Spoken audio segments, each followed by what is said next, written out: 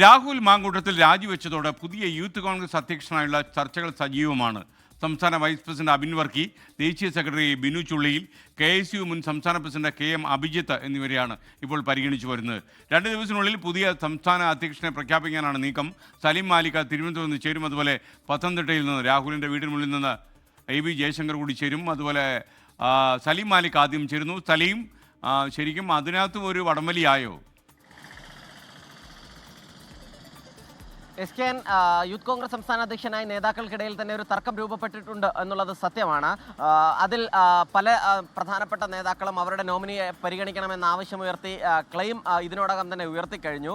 അതിൽ ഏറ്റവും മുൻപന്തിയിലുള്ളത് KC വേണുഗോപാലാണ്. KC വേണുഗോപാൽ ബിനു ചുള്ളിയിലിനെ യൂത്ത് കോൺഗ്രസിൻ്റെ സംസ്ഥാന അധ്യക്ഷനാക്കാനുള്ള ചില ശ്രമങ്ങൾ ആരംഭിച്ചു എന്നുള്ളതാണ് അറിയുന്നത്. പക്ഷേ രമേശ് ചെന്നിത്തലയുടെ കടുത്ത നിലപാട് അബിൻ വർക്കിയെ തന്നെ സംസ്ഥാന അധ്യക്ഷനാക്കണം എന്നുള്ളതാണ്. രമേശ് ചെന്നിത്തല പറയുന്നത് സംഘടനാപരമായി നടത്തിയ ഒരു തെരഞ്ഞെടുപ്പാണ്. അതുകൊണ്ട് തന്നെ സ്വാഭാവികമായും അധ്യക്ഷൻ മാറുകയാണെങ്കിൽ നേരത്തെ അധ്യക്ഷനായിരുന്ന ആളെക്കാൾ തൊട്ടുപിറകിൽ വോട്ട് നേടിയ ആളാണ് അധ്യക്ഷ സ്ഥാനത്തേക്ക് വരേണ്ടത്. ഈ തെരഞ്ഞെടുപ്പിൽ മത്സരിക്കുകയോ ഒരു വോട്ട് പോലും നേടാതെ ഇരിക്കുകയോ ചെയ്ത ആളാണ് ബിനു ചുള്ളിയിൽ. അതുകൊണ്ട് ബിനു ചുള്ളിയിലിനെ പരിഗണിക്കേണ്ട കാര്യമില്ല. അതിന് പകരം അബിൻ വർക്കിയാണ് പരിഗണിക്കേണ്ടത് എന്നുള്ളതാണ് പറയുന്നത്. നിലവിലെ കമ്മിറ്റിയിലെ ഉപാധ്യക്ഷനാണ് അബിൻ വർക്കി. മാത്രമല്ല രാഹുൽ മാങ്കൂട്ടത്തിൽ തൊട്ടുപിറകിൽ 2ാം സ്ഥാനത്ത് ഏറ്റവും അധികം വോട്ടുകൾ നേടിയതും അബിൻ വർക്കിയാണ്. അതാണ് അബിൻ വർക്കിക്കായി രമേശ് ചെന്നിത്തല ഉൾപ്പെടെയുള്ളവർ സമ്മർദ്ദം ചെലുത്താനുള്ള കാരണം. പക്ഷേ അബിൻ വർക്കിക്ക് ഇപ്പോൾ തടസ്സമായി നിൽക്കുന്നത് ഒരേ ഒരു കാര്യമാണ്. പാർട്ടി നേതൃത്വം ചൂണ്ടിക്കാണിക്കുന്നത് സാമുദായിക സമവാക്യമാണ്. നിലവിൽ അബിൻ വർക്കിയെ സംസ്ഥാന അധ്യക്ഷനാക്കുകയാണെങ്കിൽ KSUവിൻ്റെയും KPCCയുടെയും പ്രസിഡന്റുമാർ നിലവിൽ ക്രിസ്ത്യാനികളാണ്. സണ്ണി ജോസഫും അലോഷ്യസ് സേവ്യറുമാണ് ഇരു സംഘടനകളുടെയും നേതൃത്വ പദവിയിലുള്ളത്. അതിനൊപ്പം തന്നെ അബിൻ വർക്കി കൂടി ആയാൽ പ്രധാനപ്പെട്ട 3 സംഘടനകളിലും ക്രിസ്ത്യൻ നേതൃത്വം ഉണ്ടാകും എന്നുള്ളത് പിന്നീട് സാമുദായികപരമായി തിരിച്ചടി നേരിട്ടേക്കാം എന്നൊരു വിലയിരുത്തൽ നേതൃത്വത്തിൻ്റെ ഭാഗത്തുണ്ട്.